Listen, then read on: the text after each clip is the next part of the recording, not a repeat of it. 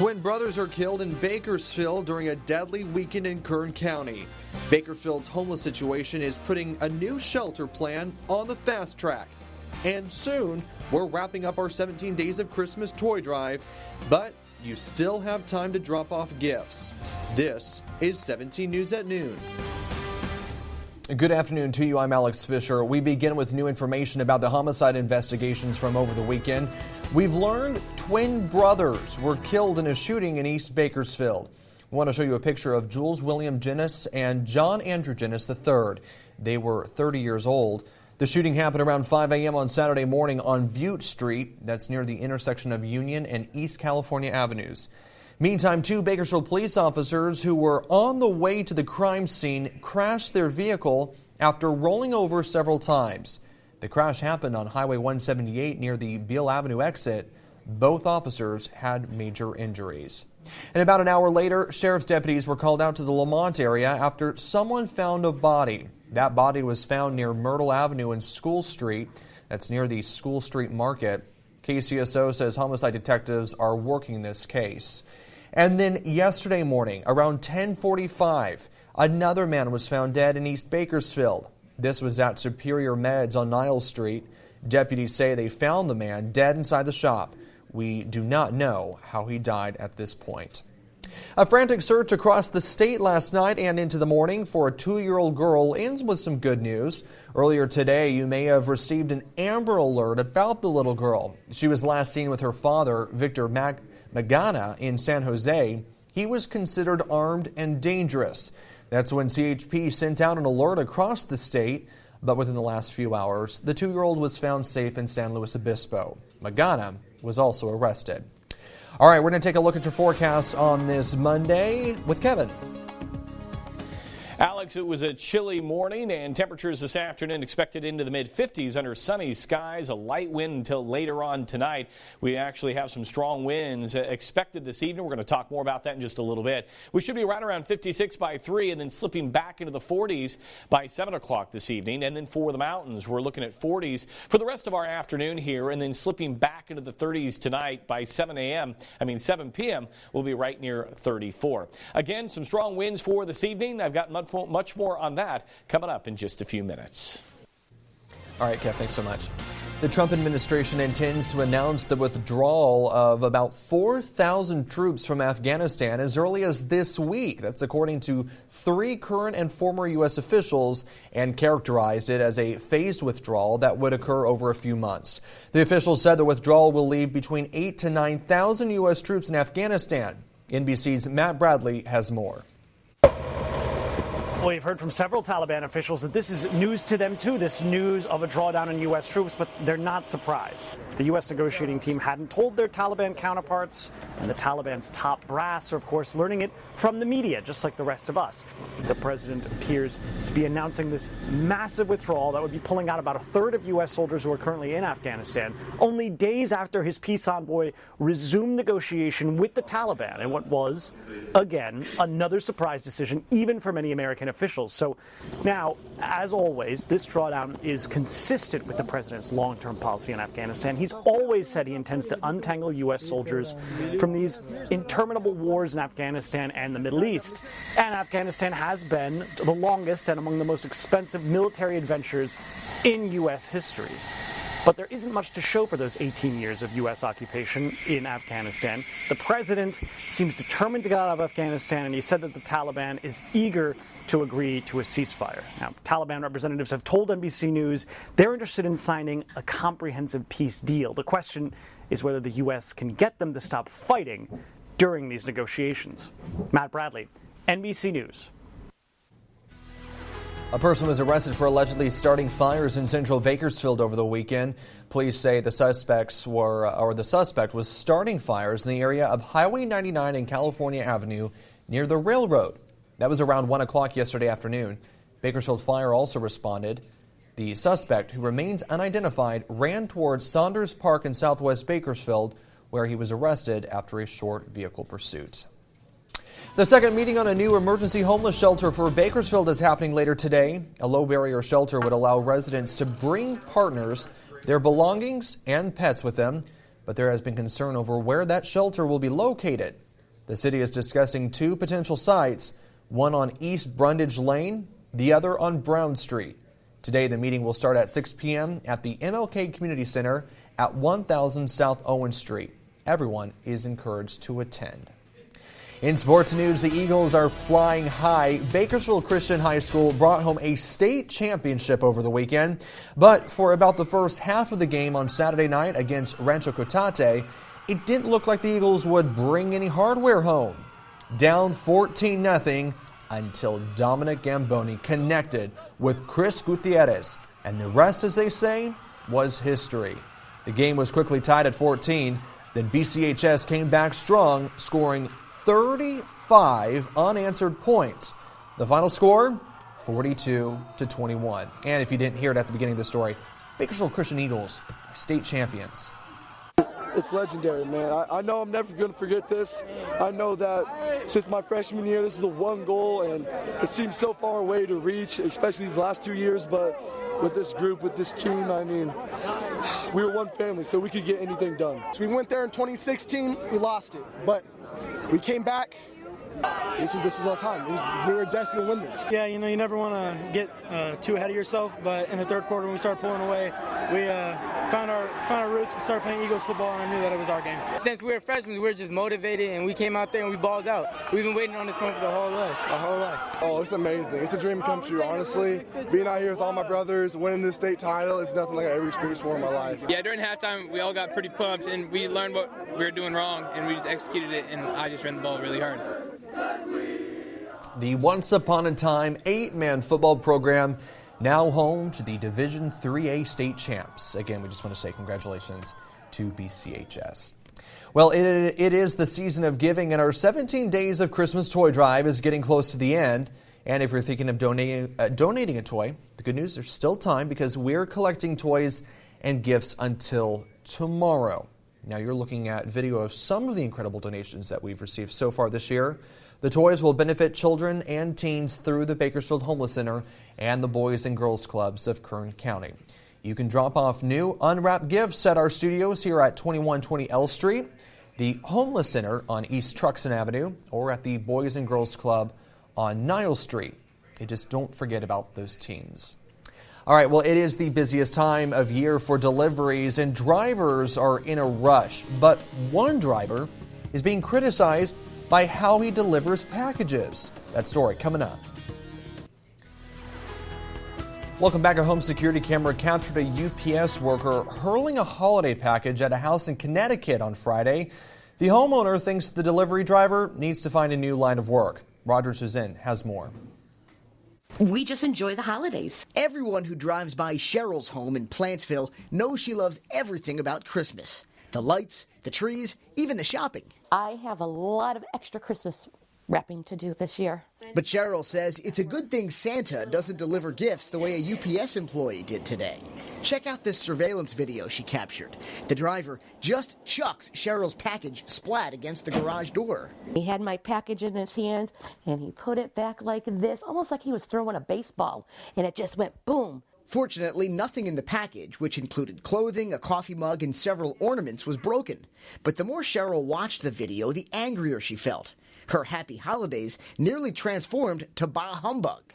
I'm looking at the video and I said, did he really just throw that package like that? I used other words, but I won't say them. But friends of Cheryl, who asked us not to use her last name on camera, knew right away this package pitcher made a big mistake. Oh, they did. Oh, they did. They definitely picked the wrong person to mess with on that one. Cheryl shared the video on social media where it went viral. Now UPS is investigating, and Cheryl hopes the holiday hurler finds a new occupation that requires a little less of what she loves most, the Christmas spirit. If you're not happy doing that kind of a job at this time of the season, I think you need to find a new job. Meantime, there's a lot of drivers that are delivering packages safe and sound, so thank you to those. All right, let's get a check of your forecast now with Kev. Alex, take a look at our almanac. Overnight 38, right on track with where we should be this time of year. Our normal high is 56. The record 77, set back in 1976. 4:45 will be your sunset for tonight. Not a lot happening around the state. We're looking at a sunny day, but change is on the way for tonight. Now, temperatures are going to be nice and mild today. 51 in Sacramento, 57 in Fresno, with 60s down to the south. A chilly day for Vegas. They're looking at the mid-40s. High pressure sits just offshore. This is moving east throughout the day. That will increase our winds out of the east and southeast, and that's why a high wind watch is in place. We expect strong winds overnight into tomorrow and possibly through Wednesday, so they are going to be hanging around here. You can see on our wind forecast, the strongest of the winds will be into the mountains, but some of this bleeding over into the valley as we continue to see these downsloping winds. So areas around Bakersfield and south and east will see the strongest of the winds, lighter winds as we travel north and northwest of the Kern County area. The watches and warnings, the high wind watch in place for these areas that I just mentioned until Wednesday at 4 a.m. And here's a look at the overall headlines for you today. We're looking at plenty of sunshine, light winds until this evening, and then those winds will pick up tonight through Wednesday morning, as I mentioned, and they'll be out of the southeast, 15 to 25, gusting to 45 in the valley, and then for the mountains, an east wind, 25 to 30 sustained, with wind gusts right around 60 miles per hour. So if you have any of those yard decorations for the holidays out, make sure you bring them in, or they may become your neighbors once this is all said and done. Now, temperatures today will be right near 57 in Bakersfield, 56 in Delano, 54 in Taft. Tonight we'll be back into the 30s, and then for the mountains, plenty of sunshine. We're looking at 43 in Pine Mountain Club, 44 in Bear Valley, 50s for the Kern River Valley. Tonight back into the chilly 20s and 30s, and then for the desert, look for a northeast wind, 10 to 20, gusting near 50, a high of 51 in Mojave. Tonight, 20s and 30s expected. Here's your extended forecast. Tomorrow, some clouds around the area. We'll clear it out a little Wednesday. More clouds on the approach Thursday, Friday, Saturday, Sunday. By Sunday late, we may be looking at a chance of rain headed our way. Temperatures remaining into the 50s and 60s. For the mountains, we'll keep you in the 40s through Thursday. Back in the 50s as we round out the work week and head into the weekend. Sunday, there is a chance of some light shower activity for you. And then for the Kern River Valley, we're looking at 50s and 60s throughout the next 7 days. And also a chance of some wet weather as we head into late Sunday. That's a look at your forecast. Alex, we're going to send it back over to you. All right, Kev, thanks so much. Well, still ahead, they're the new hits with an old twist. Why music videos are going retro. KGET Business Watch is brought to you by Grapevine MSP Technology Services, the Valley's leading IT service provider. Welcome back and taking a look at Wall Street on this Monday morning. The Dow Jones is up 132 points, NASDAQ is up 87, and the S&P 500 is up 25. All right, let's check oil prices. West Texas Intermediate is at $60.23 a barrel, and Midway Sunset is at $62.32 a barrel. Two California deputies allegedly refused service at a Riverside Starbucks. The coffee shop giant is now apologizing, saying there is no excuse for how the law enforcement officers were treated. It all allegedly happened on Thursday. The Riverside Sheriff's Office says two deputies waited to be served for 5 minutes, but were ignored by the staff. The two officers ended up leaving. Customers say employees may have just been too busy at the time. You know, from a non-biased viewpoint, I believe that, again, they're not trying to not serve anybody at all. It does get very busy, especially in the holidays, especially at this time. I used to be a former police explorer, and I would hate to hear that they were denied service. A Starbucks spokesperson says the employees involved in the incident will not be working until an investigation into what happened wraps up. This is the third time this year Starbucks has come under fire for its treatment of police officers. You may remember last month, an Oklahoma police officer picked up an order from a local Starbucks that had the word pig on the cup's label. Well, the new year is just a few weeks away, and some big music releases are scheduled for next month.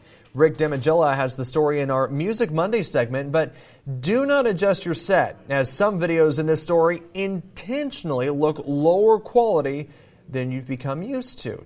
It feels like you don't care. Why don't you recognize I'm so rare? Pop superstar Selena Gomez is releasing her third studio album and her first since 2015. Rare features 13 tracks, including Lose You to Love Me, the lead single from the album. The song marks Gomez's 29th entry into Billboard's Hot 100 chart. Rare drops January 10th. I don't hate you, babe. It's worse than that. 'Cause you hurt me and I don't react. Pop songstress Kesha will release her fourth studio album in the new year. High Road features this song, Resentment, with guest vocals by the Beach Boys' Brian Wilson, country star Sturgill Simpson, and pop singer Rabel. The music video for Resentment was self-shot by Kesha on an iPhone 11 Pro. High Road is out January 31st.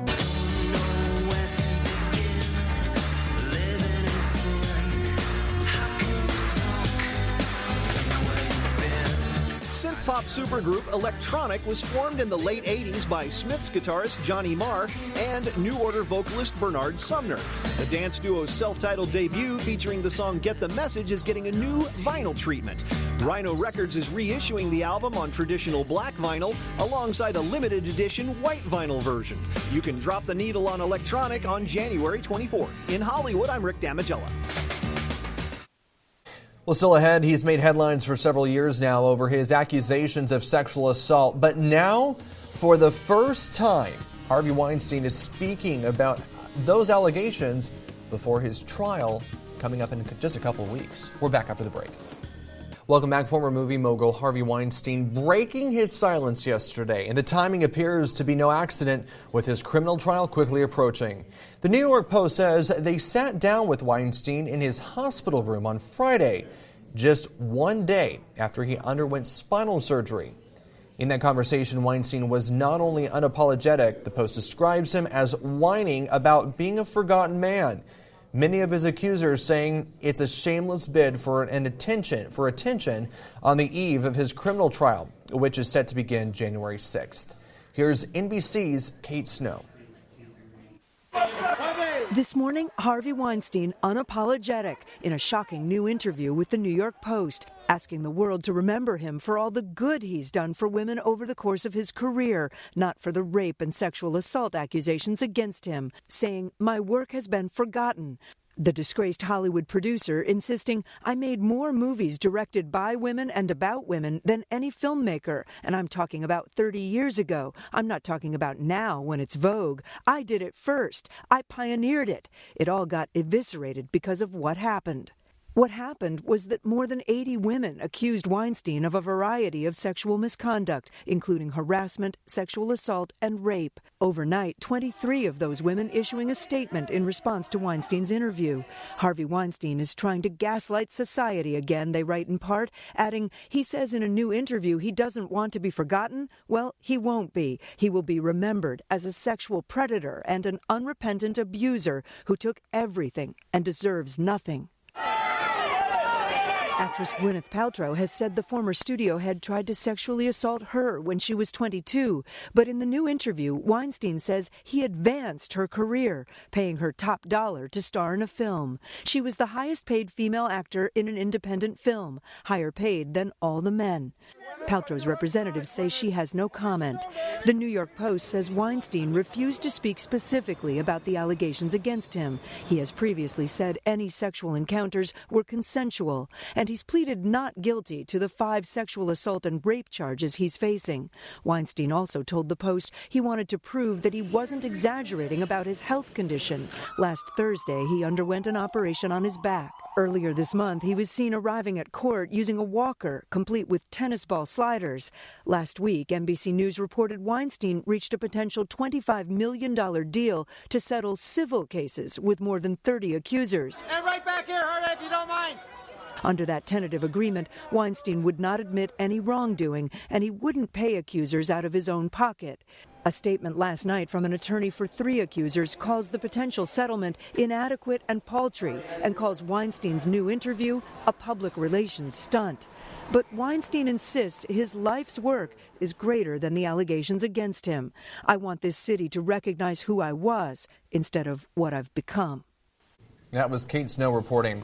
When we come back here on 17 News at Noon, a Christmas display that's putting a lot of light into the night.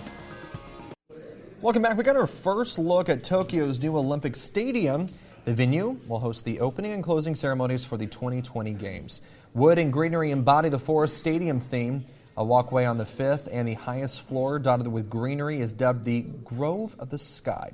The stadium is designed with traditional Japanese architecture. 60,000 spectator seats are rendered in 5 different colors, which will help conceal empty seats. 500 spaces are reserved for patrons in wheelchairs. Part of the roof was left open to cut on costs, and the venue will not be air-conditioned, but it will have 185 fans. And construction took about 3 years. It cost $1.5 billion, including dismantling the old stadium. And just a reminder that the Summer 2020 Olympics in Tokyo begin in July. You can only watch the games here on TV 17. Well, the home of a local businessman decked with hundreds of thousands of LED lights east of the Philippines capital attracts dozens of visitors each night over the Christmas season. Alexander Cruz, owner of the Christmas house, first started opening the doors of his elaborately decorated home around 20 years ago. The attraction has become a staple in the community and has its fair share of regular visitors each year. Now that we're being blessed more than what the family is expecting or what the family is praying, they wanted to give it back to the community to feel the spirit of Christmas by letting them experience it here in our house and just enjoying the time with the family for free because we don't charge any entrance fees or anything.